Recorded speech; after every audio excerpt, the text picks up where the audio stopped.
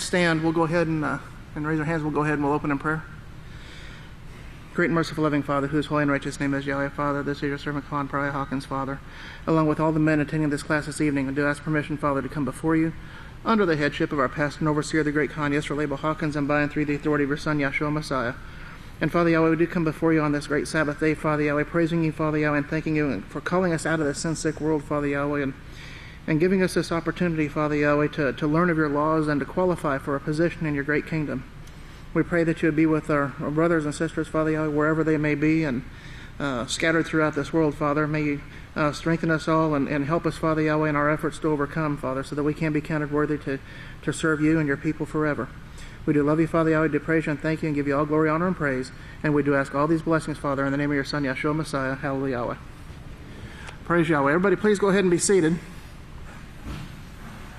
And we'll be starting here on page 149. This is the 9th book of Yisrayl, part 2, the chosen branch. And we'll be here on chapter 15. And chapter 15 is entitled, The Institution Named Nimrod That Brings Folly to the World, spoken of by Yeshua in Luke 24:25, number 3. The Apostle Shaul was a Roman, a Pharisee, and a tyrant of the institute called Nimrod before his conversion.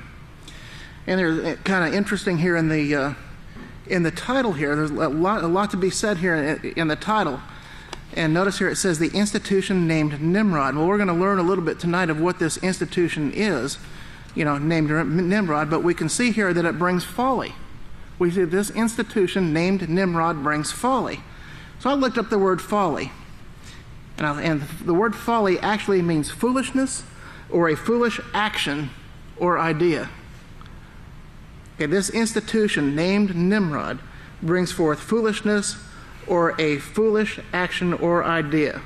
And it kind of brings to memory, all the things that are written in the book of Proverbs concerning a fool.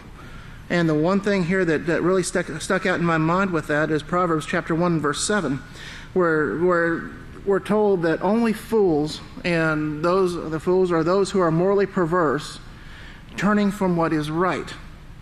It says, only fools despise wisdom and instruction. And so you begin to see here, even in this title here, of what Pastor is bringing forth here in this series, in this series here. This folly is actually this foolishness, this foolish action or idea of despising and turning away from the laws of Yahweh. And this is exactly what these institutes of Nimrod, this institute of Nimrod, as we're going to see, the institutes of higher learning, that's exactly what they do. But here in starting here on page 149, Pastor shows us here a couple of articles to show you that the world is going down. And remember, this was about a year and a half, 2009, 2010, about a year and a half ago.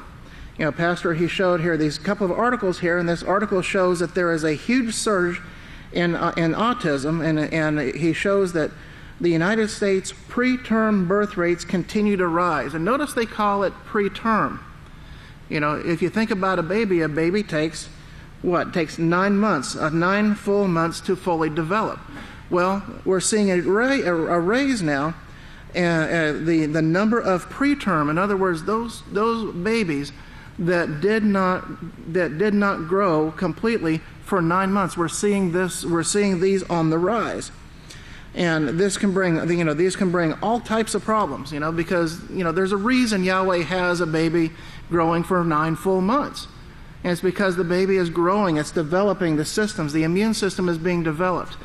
All of the body systems are being perfected, they're coming together, they're being formed. And all of this stuff is being done during that 9 full months. Well, we're seeing now that these preterm birth rates, the babies that are being born before this is completely done, we see that their birth rates, that this preterm birth rate is the leading cause of death in the first year of life. So we're seeing that the sins that are being committed by the people are causing the babies to be born prematurely or being born early, which is resulting in this death in this first year of life. And again, this is something here that is, this folly is being brought forth by these institutes of higher learning. And then we see here where the pastor continued here. He says, over here in verse 4, he said, and when Yeshua said in Luke 24:25, "O fools and slow of heart," he was actually speaking of an institute called Nimrod that got started back in Genesis. That time period, now that was just the start of it, but Yahweh shows that what started there is actually going to be in the end, in the last days. And these institutes of higher learning, this Tower of Babel, remember, this Tower of Babel, this confusion is actually seen, it's all over the world today.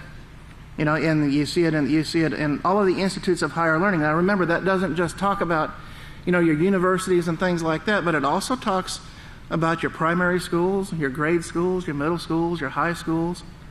I mean, it covers all of these things, because, and we're going to see here, Yahweh willing, we're going to see here in a little bit, what these things actually promote and just how dangerous they can be. But over here on verse 5, here on page 150, on verse 5, he says, "But the way to peace, Yahweh brought us out of the land of Egypt, and he showed us the way to peace." That wasn't done just back in the days of Moshe, but each and every one of us has been brought out of this land of Egypt, out of this beastly system, out of this God-worshiping system, the system that brings forth murder, hatred, disease, wars. It brings all of these things forth, and we've been brought out of that, and we've been shown the way to peace. We've been shown the peaceful solution. And this is, history shows, and praise Yahweh, and history shows that Solomon was the only, Solomon had the only history of mankind where there was absolute peace and safety. And that's history, that's chronicled here. That's actually talked about in the scriptures where they had actual peace and safety. And Pastor shows here, said if they would have stayed worshiping Yahweh, following his laws and so forth, then they could have had security from then on, but they didn't. And Yahweh didn't force them to do this, and he allowed these higher institutes of learning, and that's what took place. These institutes of higher learning crept in. And we're going to see just how they, Pastor shows us here, he says how they did. He says, now we have them also, and they're looked up to and praised, and the churches that come from them are looked up to and praised as if they have salvation, as if they have all the answers. People look to these institutes, to these universities. And I can't even think of some of the the Ivy League schools. They look to them for the answers to the world's problems. But they don't have the answers to the world problems because they reject the very source of knowledge that has those answers. But the funny thing about that is when you take a look at you remember one of the Kohans brought forth here, and it's been probably a couple of years ago. He brought forth the website statistics. Well, that's a tongue twister. He brought forth the website statistics as to who it was coming to learn from the greatest teacher in the world and to learn what was being brought forth from this house. And who did we have? We had the FBI, we had the CIA, we had Department of Homeland Security, we had the Institutes of Higher Learnings, we had the most learned hospitals, the leading hospitals, in the nation were coming to the house of Yahweh to learn from the greatest teacher in the world, to see where, to see what knowledge was coming from here. And Pastor, he said that before. It's no surprise. He's told that to us before. He says, now I'm going to tell you these things, and you watch. Science is going to come out here in the next few months, and you're going to see exactly what I'm proving to you here. He said that time and time again. And every time Pastor says that, lo and behold, 3, 4, 5 months later, here comes these scientists saying, wow, look at these discoveries that we've made here. They wouldn't have made the discoveries had they not followed the direction of the one that Yahweh has sent. So, that right there should show you the so-called wisdom that is in these institutes of higher learning. They don't have any. They had to come here to get the idea. They had to come here to know where to look. But Pastor, he shows here, he says, these institutes, and then these higher institutes of learning came, and I can see how they crept in from Solomon and his businesses, here in verse 9. He said he did businesses with all sorts of nations, and they trusted in Israel at that time because they knew that Israel followed the strict laws, and they knew that they could depend on them. And the other nations knew this. Sure, yeah, they knew that when they went to Solomon, that they were going to be, that they didn't have to worry about being taken advantage of. They didn't have to worry about being stolen from. They didn't have to worry that, I'm going to be charged unfair prices. None of that, because they knew that Solomon followed the laws of Yahweh, and they trusted Solomon. Well, in this business relationship, Pastor shows here, and Solomon began to trust them. And Pastor shows here, he says, I see how this could have occurred slowly over a period of years. It didn't come overnight, but it took slowly. Slowly over this period of years, he began to trust in these people, and he allowed businesses to become friendships, and friendships to become love affairs, and so forth. And of course, the love affairs, he could see nothing wrong in these women. He could see, Solomon, he didn't see anything wrong. They were trustworthy, or so he thought. So he thought. And the schools that they set up, they were to teach the children. What more noble cause could there be than to teach the children? And that's the same tactic that they remember that Pastor shows us. That's the same tactic the Catholic Church uses when they go into a war-raging nation, right? That's one of the first things. Well, we've got to protect the children. Boy, that really seems like a noble thing to do, to set up these institutes for the children so they can have, everything that they need, they can be taken care of. Well, on the surface, that's what it is. But you've got to remember in Genesis chapter 3, remember how Satan deceived Eve. She was subtle and she was crafty. And if you remember also in 2 Corinthians 11, 13 through 15, keep this in mind when you're thinking about how these things came about, how they were developed. Remember, 2 Corinthians 11, 13 through 15 shows, for such are false apostles and deceitful workers. They're deceitful workers. They're transformed themselves into the apostles of the Messiah. They transform. In other words, they disguise themselves. And it's no marvel, for Satan herself is transformed into an angel of light. In other words, she's disguised. The people are deceived into thinking that she's this righteous being. But when you look at it, what she represents and what she teaches and what she stands for, there's no righteousness in her. There is no light in her. Therefore, he continues to say here, it's no great thing if her ministers or her workers are transformed or disguised as ministers of righteousness, whose ends will be according to their works. Well, and the works were to do what? The works were to secretly entice people to ignore the laws of Yahweh. And Pastor, he covers that here. He says, he shows here, he says, you can't break the laws of Yahweh, like fornication, adultery, bestiality, and sodomy. You can't. You can't, and you cannot eat unclean foods without these things affecting your mind. And we know how these things get in there and affect the minds. Well, these institutes of higher learning, these four-year universities, these two-year universities, and Pastor has said this, this is actually enticing to the children and young adults. They're actually enticed there, and the parents are deceived into thinking, yes, they need to go to college, they need to get this education so they can go out and get a decent career. Well, while they may teach, some of these schools, they may teach very beneficial things. But there's something else they also do. They actually get in there and they teach, they teach rebellion. They actually teach rebellion, and they teach against the laws of Yahweh. They do it in their biology courses. I had a biology teacher one time say, well, you know what? He says, I'm going to spend about as much time with, on Darwinism as I do creationism. And he said the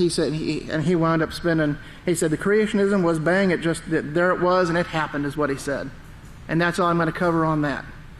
And that was kind of a running joke with him, and that's what he did. That was his little joke. He said, I don't want to leave the creationists out. So that's how he ridiculed. That's how he put down the knowledge that bring forth the knowledge that Yahweh brings forth. And you see this all throughout these institutes of higher learning, and the courses that they teach, they take and they reduce the knowledge and the wisdom that's brought forth in the scriptures. And if anything like that is taught, they'll teach it as the Bible as literature. And they'll compare that to Shakespeare, they'll compare it to Aesop's fables, they'll compare it to whatever, just to bring the credibility or try to reduce the credibility of what's written in Yahweh's law, of what's written in Yahweh's scriptures, and then build themselves up at the same time. Now, here's the real knowledge. Here, you don't want to believe this old fairy tale over here, but here's the real knowledge. See, I've got this diploma. It's hanging on the wall. Look at my credentials there. That's what goes. That is what's going through their mind. But in that is brought confusion. There is a lot of confusion. There's confusion that's brought forth in enticing the children and the young adults. And to actually bringing them away from their parents when they're actually needed the most. Remember Pastor bringing that out here? I say it doesn't seem like it's been that long ago, but then again, it doesn't seem like it's been that long ago since we first came to the house of Yahweh, but it's been a fair number of years. But the teachings of the witness ought to be coming back. And he says, this time period, these 16, 17, 18, 19-year-olds, that's when we need our parents the most. Because it's a very confusing time, and it's we're not completely grown up, but yet we're not a little child, but we need that guidance. And what do we do? As not us, but the people of the world. What do? Well, they send their children off to college to get this higher institute of learning, to get this, to get this knowledge. Well, what's going to be on the student's mind? Hey, I don't have my parents over me anymore. I can do whatever I want to. It's not being free in 21 anymore. I'm free at 18. 3 years earlier, woohoo! That's what's going through their mind. And the thing that's on their mind is, I can go out, hey, party every weekend, even during the week if I don't have a test. I can drink as much as I want. Oh, hey, there's all these drugs and stuff out here. We've got these available now, and then I can go out and have as many sex partners as I want to. They don't have the guidance. That guidance isn't there. And the people they're sending their children out into that. And look what it breeds. It breeds this confusion. Now these, like Pastor says here, he says there's a lot of beneficial things and knowledge that are taught in some of these institutes. They've got, small engine repair. They've got history. They've got different things that can be beneficial. But they can be beneficial when they're coupled and they're taught with the laws of Yahweh. That's what's missing. And Pastor has brought that out recently too. Same thing like with democracy. Democracy would be a great thing, but without the laws of Yahweh, it's not going to work. And it's the same way with these other things. They have to be combined and have to be taught with the laws of Yahweh. But no, they're being taught secretly to rebel against these laws, to disregard these things and the very things that they're going to learn. And this is what took, this is what took place with Solomon. Solomon, he was, it was a very subtle thing that took place. And it took place over a period of time, because if somebody would have gone to him and said, hey, let's go ahead and worship the goddess Easter, boy, that would have been a red flag that would have been sent up. He would have said, no way. But slowly, over a period of time, this took place, and as Pastor says here, he says, the fact is, he began to trust these people, and the schools that they set up were called high places, and of course they were called to Solomon. They were called these higher institutes of learning, as we'll see later here. And then, Pastor again, he shows some of the tactics that they use, and the bottom line is they elevate themselves up and the knowledge that they supposedly have, while at the same time they ridicule and they bring forth propaganda against Yahweh's laws, against the written word, against the written laws and the prophets, and they elevate themselves. Now, Pastor, he shows here in verse 15, verse 16, he says, well, here in 1 Kings chapter 4 and verse 20, where he says, Yada and Israel were as numerous as the sands on the seashore, for the multitude. And he says, get that into your mind. They multiplied tremendously. In fact, the family of Abraham had already moved out, and was living in Rome. But over here in verse 25 here, actually verse 23, but he says, verse 25, it says, Yada and Israel lived in safety. And in safety, they never feared war. Each man had his own fig and his own vine and his own fig tree. Not only that, they even had trust for their neighbors, and that their neighbors wouldn't come in and steal what they had. They lived in peace. They lived in safety, each man under his own vine and his own fig tree, meaning that he had his own possessions and he knew that it was his and no one would bother it. And that doesn't come from anything that is taught from this world. That doesn't come from the institutes of higher learning. That doesn't come from the police force. It doesn't come from the legislatures. It doesn't come from anything. It comes from proper moral education in the laws of Yahweh. That's where that comes from. That's where that peace came from, and no place else. And that's why Solomon, that's why that was why they had all of this. And then this is the way that they lived, Pastor said. This is the safety that they lived. So why would such a kingdom ever be dissolved? Why would people turn from that? What was it? What is it that would cause them to do that? How could it ever be that anyone would ever turn against this way and turn to God worship? And Pastor has the answer. He says, well, mostly it's riches, mostly. It's that lust for wealth. It's that lust for power. And that's mostly what took place here. And he says, but for 40 years, they had this peace. And then Solomon, of course, let these institutes of learning come in. And probably in that 40 years of training in those great institutes came forth leaders. They brought forth leaders of the people. Priests like Gamaliel, a great leader. And he was the one that taught Shaul, the great apostle Shaul. Remember the apostle Shaul sat at the feet of Gamaliel, and he was taught. He was taught there in the school of Tyrannus, if you remember that. Remember, he was taught to be a tyrant. You remember that word Tyrannus, it means tyrant, and that's what they were taught. That's how they were taught to behave. And leaders like that came forth from these schools of learning, and they were put into power, and this is how they took over this land of Israel and also the temple. Remember that, the temple was taken over by ruthless and violent men. Well, they didn't learn that from the laws of Yahweh. They learned it from these institutes of higher learning. Now you see today the same thing going on here in the kings of the earth today. You see them trusting in schools, and of course the students, of course all of that trust, the trust doesn't come from Yahweh. It's not in Yahweh, but the trust is in the knowledge that comes, the knowledge that these institutes, that these doctors or whoever that they have. The students that come from these great academies set up by the Catholic Church in America that train all of the military officers in the United States. That's why each branch of the military has an academy, right? West Point is the higher institute of learning, the academy for the Army. You've got the Air Force Academy there in I think it's Colorado Springs. The U.S. Naval Academy is in Annapolis, Maryland. Trying to think of who else here. The Coast Guard Academy is in New London, Connecticut. The institutes of higher learning, and they're very prestigious. They're very difficult to get into. To get into these places, you have to have a congressional nomination. You have to be nominated by a member of this beastly governmental system just to be considered to get in.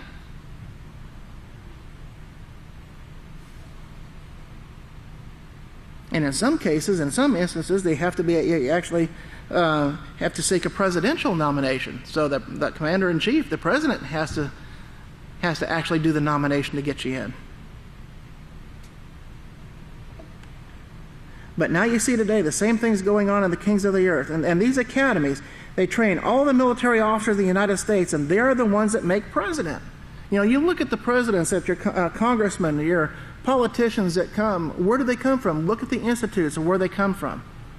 A lot of these do come from these military academies, or they come from the so-called Ivy League schools, the very prestigious, institutes of higher learning. These are the ones that hold political offices throughout the world. These are the ones they have been trained in this way. They have been trained in this way of foolishness, this folly. They've been trained in this folly, and that's all that they know, and that's how they base their decisions on those things. Now, these are the ones that hold the political offices throughout the world. They're the ones that make up the Supreme Court, the judges, and so forth. Not just the Supreme Court, but also your district judges, your judges, your judges in your district courts and your county courts. They all have degrees from these institutes of higher learning, and this is what they've been trained in. And every one of these is against the laws of Yahweh. So there's no righteous judgments, there's no righteous things that can come from these things. The illegal lust too, and we kind of touched on that a little bit. We kind of touched on the illegal lust, not only for the lust for for women or for men, but also for the lust for wealth, the lust for power, the lust for money, all of these things.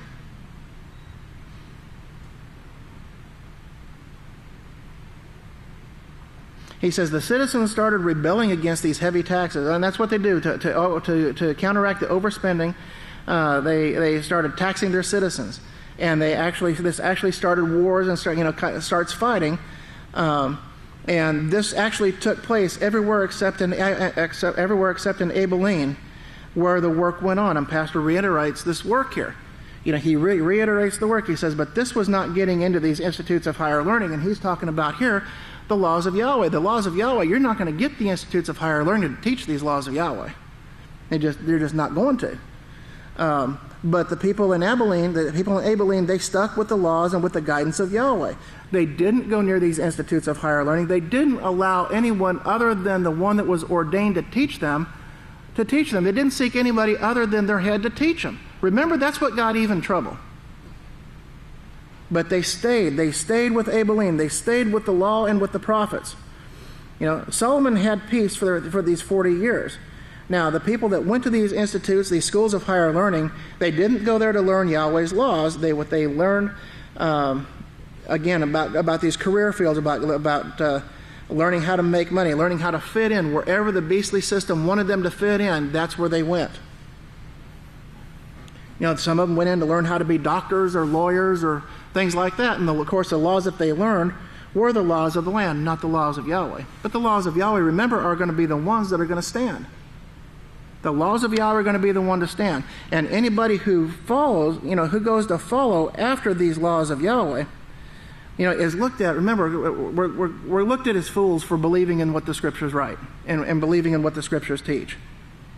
And Pastor, he addresses that. He addresses that line of thought here. He says, their schools here, their institutes of higher learning offer career of getting rich in this lifetime. And that's what you see in today's schools. They don't say, come here and be tried for the kingdom of Yahweh. You're going to suffer greatly, but there's a job waiting for you after this life is over.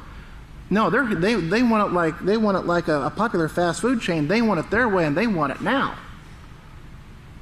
But it's temporary. The things that are in this world are fading away, but it's the laws of Yahweh and the way of Yahweh that's going to endure forever. That's what's going to last.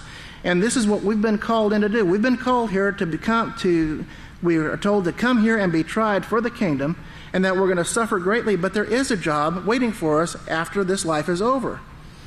And he says that, and the only place that it's taught is right here at the house of Yahweh. He says, and by faith and by confidence and by the faith of this whole plan of Yahweh set before us, we, like Yahshua, look to that kingdom and the opportunity. He says, praise Yahweh. And that goal is set for us by Yahweh, but we are the only ones on the face of the earth doing that. To the rest of the world, this is foolishness. If you remember what's written, it says, Yahweh has chosen the foolish things of this world. He's chosen the foolish things to confound the mighty. And this is exactly what Yahweh does. Because remember, where are they coming? They're coming here. These institutes of higher learning, these doctors, they're all coming here to say, well, where do I need to look for this disease? There's something, where do I need to look? What am I looking for? Of course, the witness tells them what to look for, and they go and they start looking, and that's when they find it. Praise Yahweh.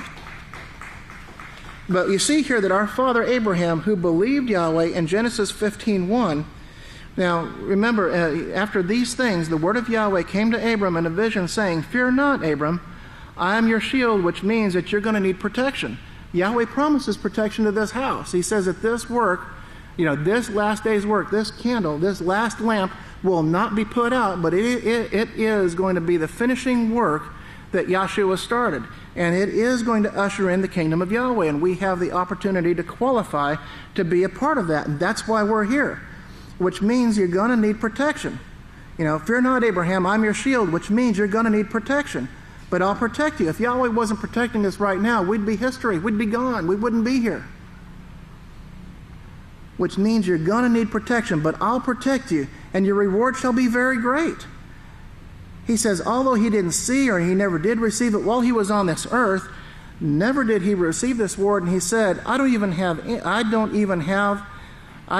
have anything, not even a place to set my foot. But I'm looking forward to a kingdom where I can set my foot that's going to be mine, he said.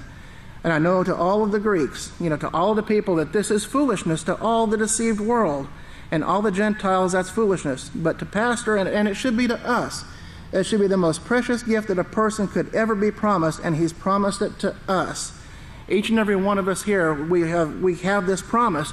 If we will do, and if we'll submit ourselves and come here and be tried for this kingdom and learn from the one that Yahweh has sent, and learn from him only. Because there is no other source of knowledge on the face of this earth. There is none. But we will be promised. And he said that, but to all of the world, to all of the deceived world and all of the Gentiles, that's foolishness. But to me, he says, and again to us, it should be, and it is to him, and it should be to us, the most precious gift a person could ever be promised, and he's promised it to us, brethren. Yes, praise Yahweh. Well, men, if everybody will go ahead and will stand, I'm going to turn the class over to the great Kahan, Levi Hawkins.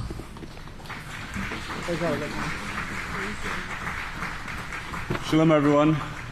Please be seated. We are continuing where the previous Kohan left off, so we would like to start in verse 37.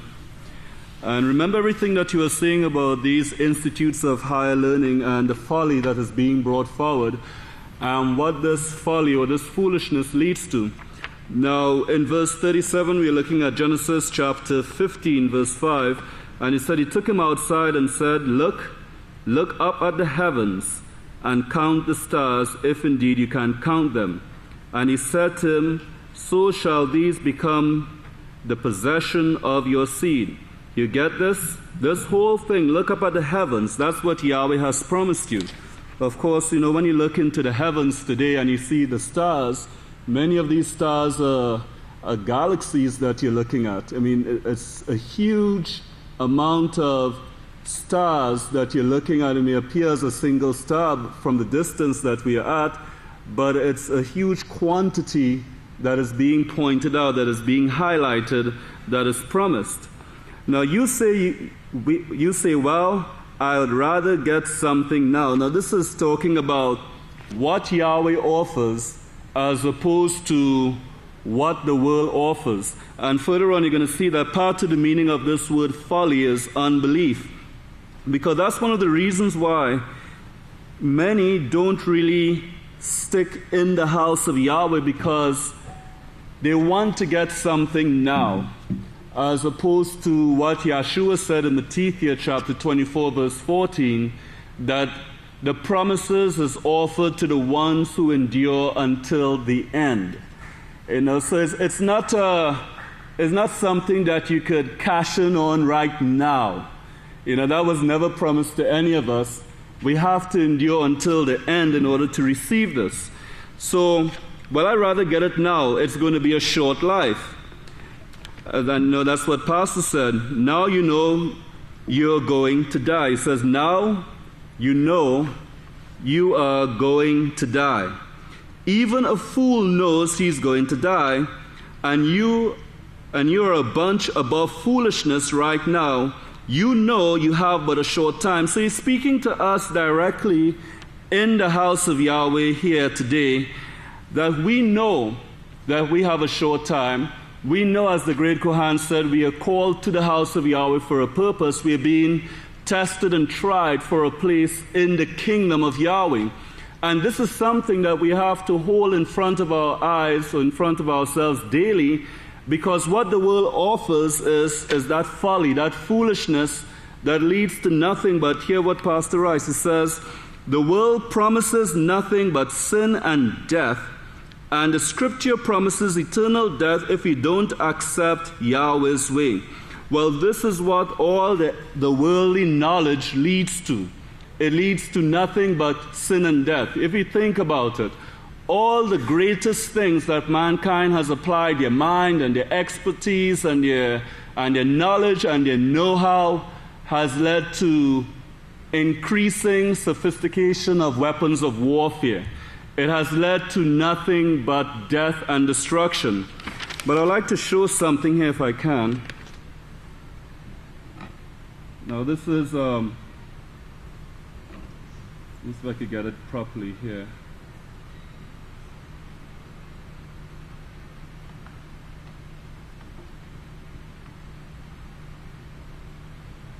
Okay. Now, this is the worldometer, and it shows basically current world statistics based upon the information coming into UN and other governmental organizations. But I want you to bear in mind that what the world has to offer is nothing but sin and death. And this is, it gives you the current world population, but it gives you like a tally of the numbers that they have, like the death, the births, and everything like that. So for this year, you have a total of 28,161,000. And if you could see the numbers on your screen, the numbers keep ticking. And that's the main reason why I wanted to bring this, because this is not really a static statistic. Even as we speak, you could see these numbers keep going up. So this is something that is going on right now. Deaths today, you have 136,165, 67, 68, 69, and it just keeps adding up. So this is what's going on in our world today, but keep in mind this is what has to be offered, the sin and the death. And there's a lot of different things here. But if you look at, on this one here, it has like the species that have gone extinct this year, 69,104. In this year alone, species, animals, life form, that no longer exist on the face of the earth at this time. There's no bringing it back, it's gone. If you look at the next one, we have toxic chemicals released by the industries into our air, land, and water this year by the tons, and you have 4,876,541 tons. It just moved from, now it's gone up to 542, so there's tons of pollution, being toxic chemicals that is affecting people, that is causing some of these birth defects that Pastor showed us during the feast, and that's going on in our world right now, that is brought on by the teachings of the institutes of higher learning. Let's go a little bit further down here.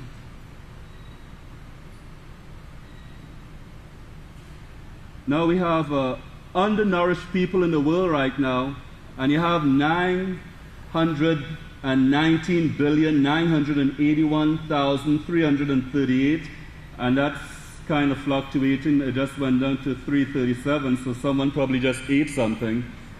So it fell a little bit.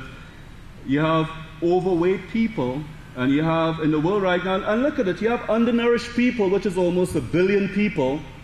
You have overweight people, which is 1,542,468,772. That went up by a couple digits. You have obese people, which is 514,156,259.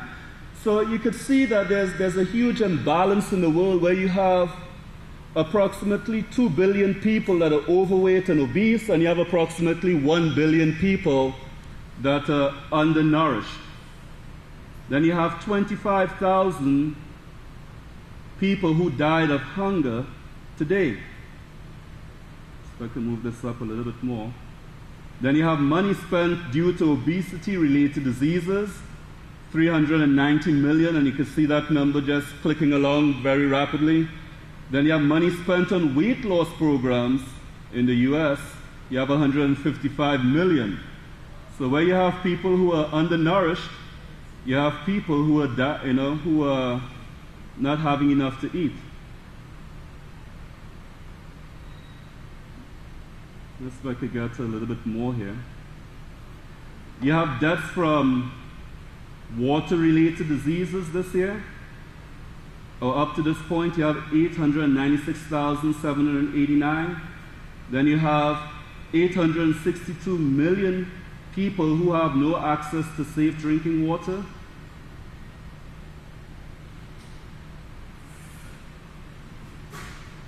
Then you have deaths caused by communicable diseases this year.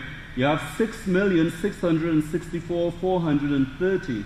Now these are STDs and all the diseases that has been spoken about, and how many people are dying from it right now. Then you have deaths of children under 5 this year, which number over 3 million.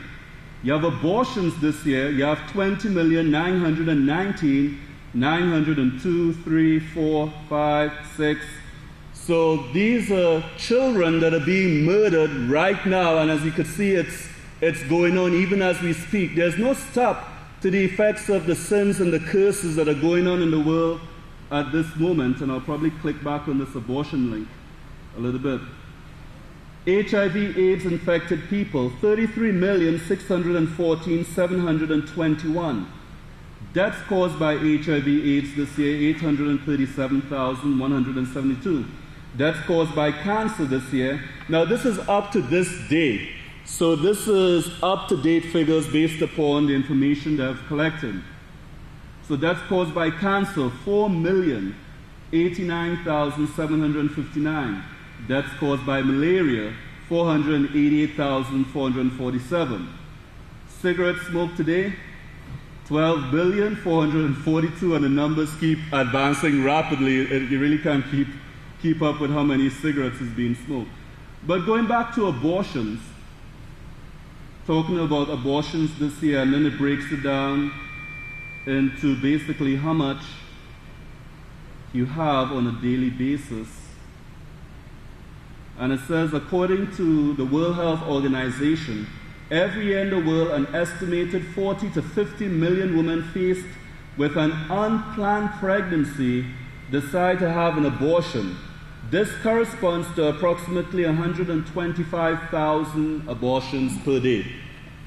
Now, this is what you get from the folly that is going on in the world today following the institutes of higher learning.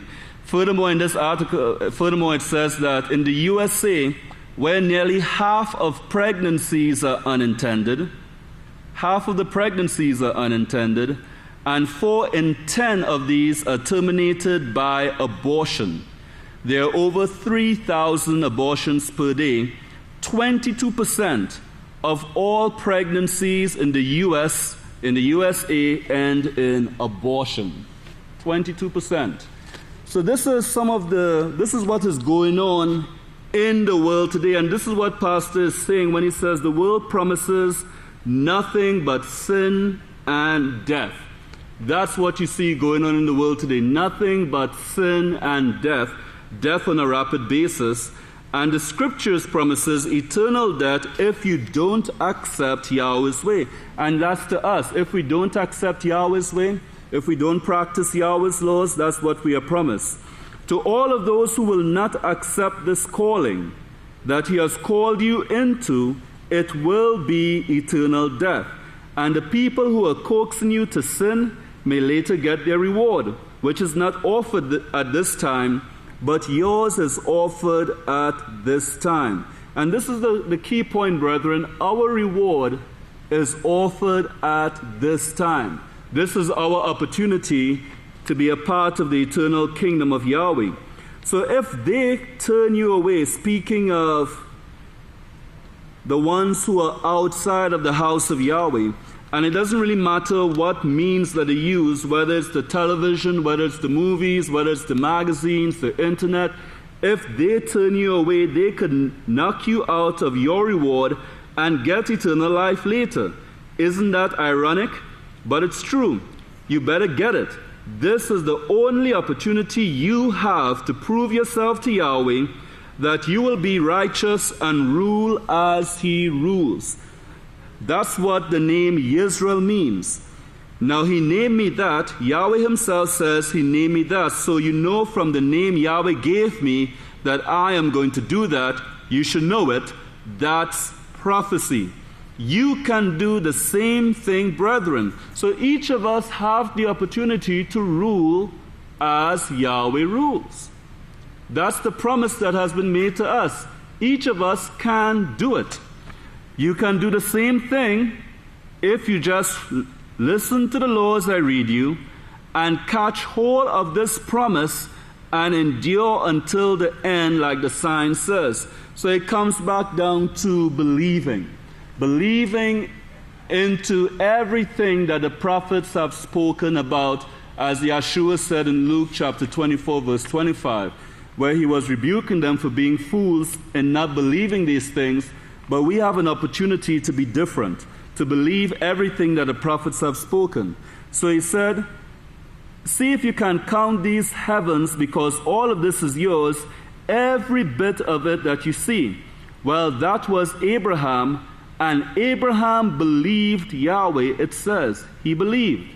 Verse 6, and Abraham was faithful in all Yahweh's house, and Yahweh accounted it to him as righteousness. And this is what he did. Let's look down to verse 42. But here in Hebrews chapter 3, now if you'll notice verse 16, Hebrews 3:16, it says, for some when they heard rebel. Now he's of course speaking of the 12 tribes that Yahweh brought out of the land of Egypt, and he's saying some that heard rebel.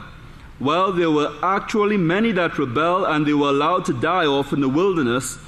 In 40 years, Yahweh allowed many of them to die off. There are still many stiff-necked and rebellious people that lived and went into Canaan with the rest of Israel. But he said, but not all rebelled who came out of Egypt through Moshe. But who acted defiantly against him for 40 years? Was it not those who sinned? Yes, it was those who kept sinning. Not just those who sinned, but those who practiced sin all the way through this thing, whose corpses fell in the wilderness. And to whom did he vow that it would not enter into his rest? Ever. I put that word ever, but that's what it means. They were called, they were chosen, and they rebelled, and that was it. And Pastor is teaching us so that we may know what would be the end result of anyone who would follow in this pattern of rebellion, rebelling against the laws of Yahweh, not practicing righteousness, not making use of our only opportunity that we have been given. But to those who did not obey, he vowed, they will never enter into my rest. They were called, they were given the opportunity, and they didn't do it. They didn't do it. Well, why? Notice verse 19. So we see that they could not enter in because of unbelief. So this is the reason why they rebelled, because they didn't believe Yahweh. They didn't believe everything that the mouth of the prophets have spoken. So they couldn't enter into that rest. They couldn't force themselves to do the things that was required of them because they simply did not believe. Unbelief. Well, this is the word that Yeshua used also. It covers this right here. The word fool means folly. The word fool means folly. And this goes back to the heading of this sermon, the institution named Nimrod that brings folly to the world, spoken of by Yeshua in Luke chapter 24, verse 25. The word fool means folly, and it also means unbelieving heart. Unbelieving heart. It never was part of their heart. They never did make it their love. They were always seeking after something else other than this work or this career, if you want to put it that way, that Yahweh offered. And this is really, when you take this whole paragraph here, this explains why many are not in the house of Yahweh today. They didn't focus on this. Their minds were somewhere else. They didn't put enough effort into practicing the laws of Yahweh. They didn't do the work of Yahweh or persist in doing the work of Yahweh. They didn't endure until the end, and they decided, well, you know what? I want my reward right now. So they left, seeking after Satan's reward, the things that Satan has to offer.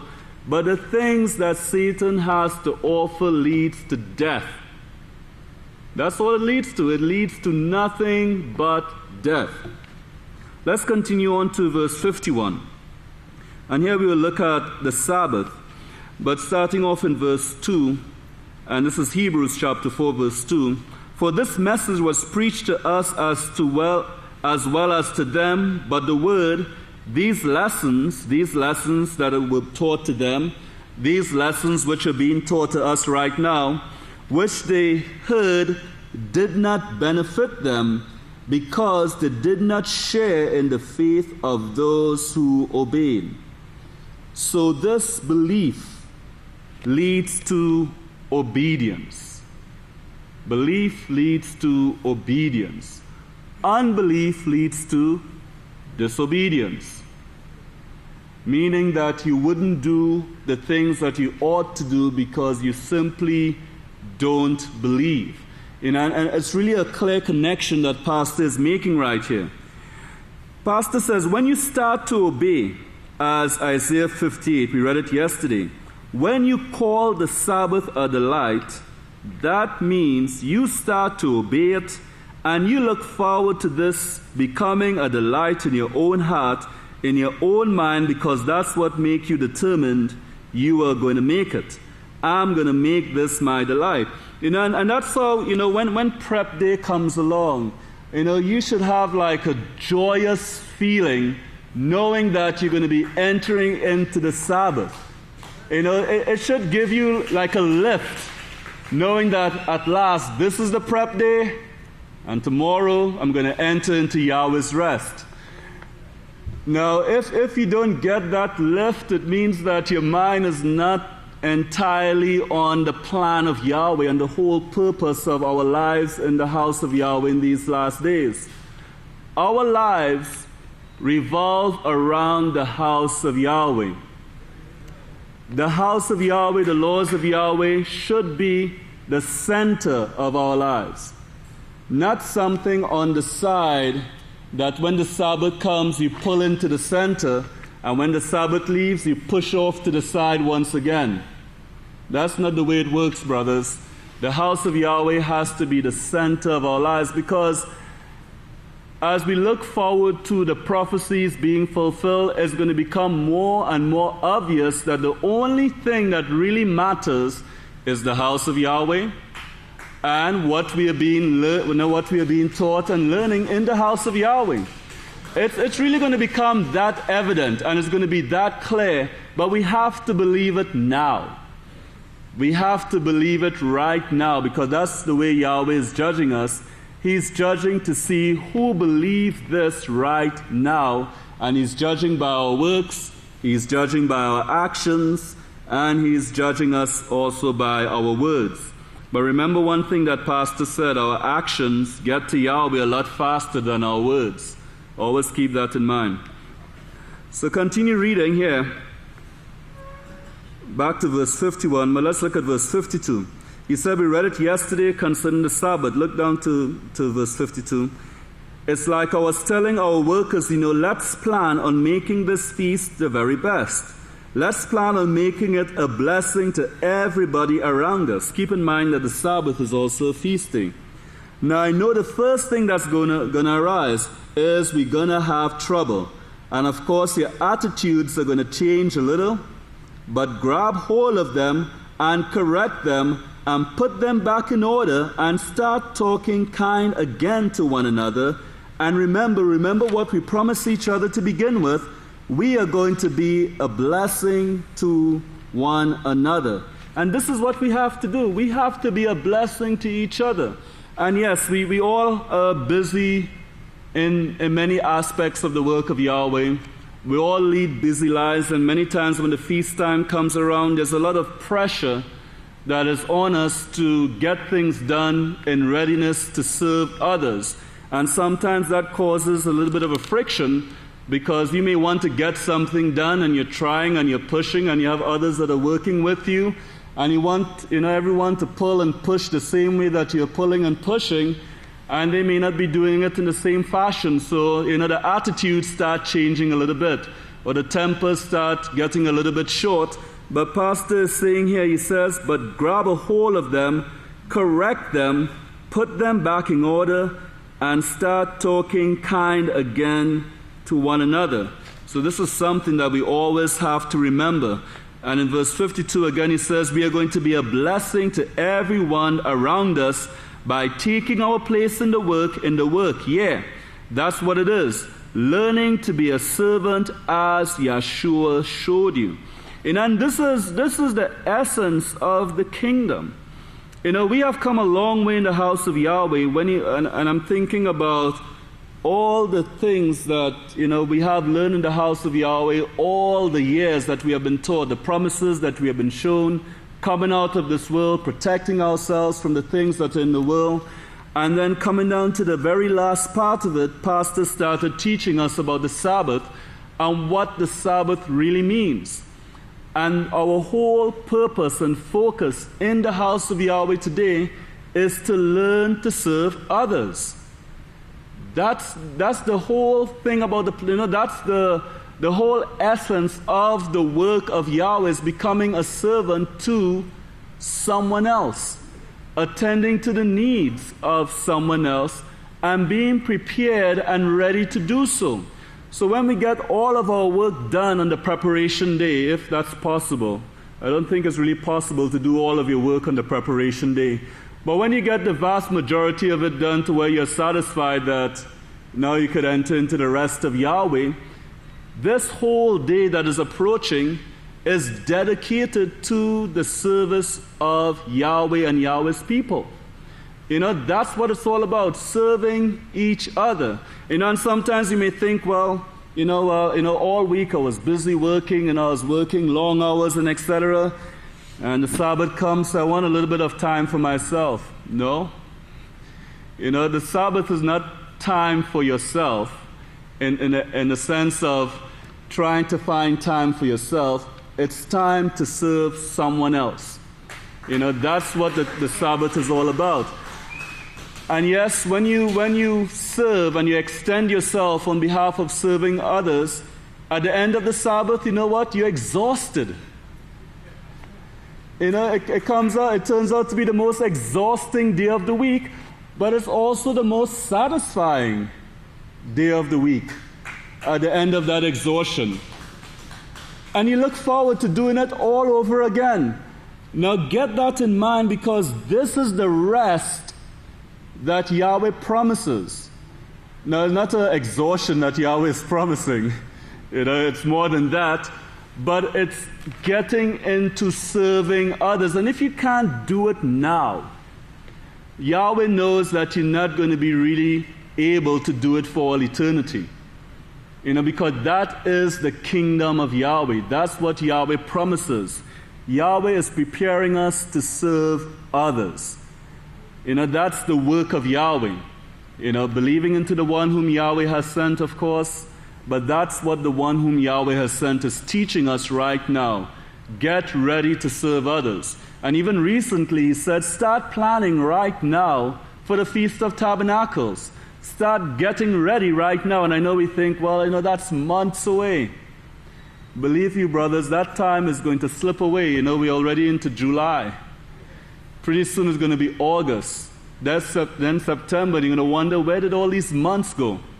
Get ready right now. Get your minds focused right now, and start getting ready to serve others these upcoming feast days that are coming up. So these are the things that Pastor is showing us. These are the things that he is teaching us. Let's leap ahead here all the way down to, let's turn our pages here. And here we are looking at the Apostle Shaul. And let's look at verse 69, talking about the Apostle Shaul, because this is part of the history concerning the institutes of Nimrod. He said, let's go back to Acts 21. Keep that in mind right there. Shaul. The Apostle Shaul was a tyrant. And I don't mean just his actions, I mean he was trained to be a tyrant. Well, all of us who went into the institutes of higher learning were trained to be tyrants. Whether you recognize it or not, we were all trained to be tyrants, because that's what we learn in the school of higher learning.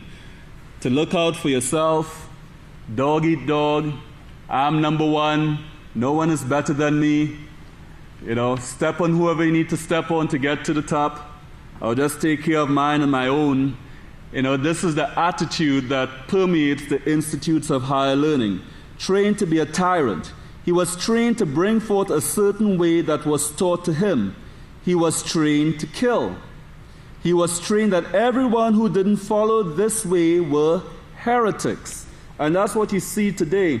Think about how many of us learn to settle arguments. We didn't learn the peaceful solution. You learn to settle arguments with your fist. You learn to settle your arguments with sticks and stones. with weapons, with guns, knives, by intimidation, by force, but not the peaceful solution. And that's what was learned in the institutes of higher learning, that this folly that is being spoken of here. But this is what the Apostle Shaul, he was trained to kill. He was trained to be a heretic. Let's move on here. If you go down to verse 89, you can see that he persecuted this way to death, the Apostle Shaul speaking about himself, binding, delivering both men and women into prison. That is, people who were against what was being taught here, the traditions of the elders, not the laws of Yahweh, but the tradition of the elders. In verse 90, you could see that he was a Pharisee, a converted Pharisee, converted to Yahweh, who was also a Roman citizen by birth, born a Roman, whose dad was a Roman and a Pharisee, and he is now converted over. Let's look all the way down to verse 91, and we will end with this verse. But before that, he was bringing people of the house of Yahweh in Abel and other places, and not just there, because these people had been persecuted, and they had fled to other countries, and Shaul was going after them. He was finding out where they were, and this is how we would, in some of the past sermons, Pastor was talking about the Galileans, and how they fled, came to the United States, fleeing this persecution, and they were the ones who populated the United States. Of course, they didn't escape. When the Catholics came over, they started killing them once again, and they called them the conquistadors. They had the cross in one hand and the sword in another, basically two swords in each hand, one sword in each hand. And they went out killing once again, trying to make them submit back to the Catholic Church all over again. But this is what was taking place here. This man was converted to Yahweh, and he wrote many books. He converted many people. His writings are very much admired by myself and the worldly scholars today. They were inspired by Yahweh, as you can see. And note this here. Yahweh can convert anyone he wants to. Anyone he wants to. Even your worst enemy outside of the house of Yahweh, Yahweh can convert anyone he wants to. He chooses who he wants. And he says, I will give you a place in the kingdom if you will serve me. If you will serve me. Well, how do you serve Yahweh? You serve Yahweh by serving each other. Because that's the test right there. None of us is going to see Yahweh unless we overcome the things that Yahweh wants us to overcome. But if we can serve each other, and we can remember to talk kindly to one another, and keep our attitudes in check, and remember that what a blessing it is to be in the house of Yahweh, and what it means to be in the house of Yahweh, then each and every one of us can make it, brothers. We can make it into the great kingdom of Yahweh. So may Yahweh bless the understanding. I'll ask for everyone to please stand. We'll go ahead and close in prayer. Let's go ahead and lift our hands in reverence to Yahweh. Heavenly Father, Yahweh, this is your servant, Kohan Levi Hawkins, come before you along with all the men, Kohans who are here, deacons, everyone, Father, Yahweh, all of us being seeds of the witness, Yisrayl Hawkins, through the authority of our high priest, Yeshua Messiah. Thanking you for the opportunity, Father, Yahweh, to come before you, Father, to continue to learn of your ways, getting prepared for the Sabbath that is rapidly approaching, Father, Yahweh, getting ready to confess our sins before you, Father, Yahweh, and to serve you with joy and thanksgiving. We pray that you may continue to bless us as we call and make the Sabbath a delight. We thank you for the awesome knowledge that you have blessed us with, Father Yahweh, giving us the one whom you have sent that we need to believe into, Father Yahweh, knowing that this is the awesome work that you have set before us. We pray that you continue to help us to purge the sins out of our hearts and minds and to submit to you in all things.